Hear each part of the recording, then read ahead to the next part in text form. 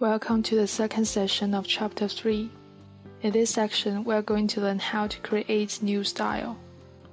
In order to quickly organize text into a unified format, use new styles in document is a quick way. First, click Home tab, New Style, and the Settings box, fill in the style name. Body text is recommended for the following paragraph styles.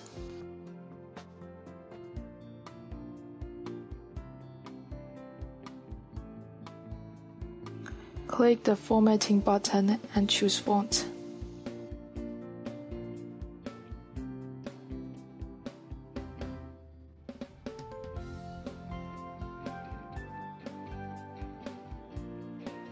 Click OK after setting. The style is created successfully and you can check the format everywhere in the document. This is the end of this section. Thank you.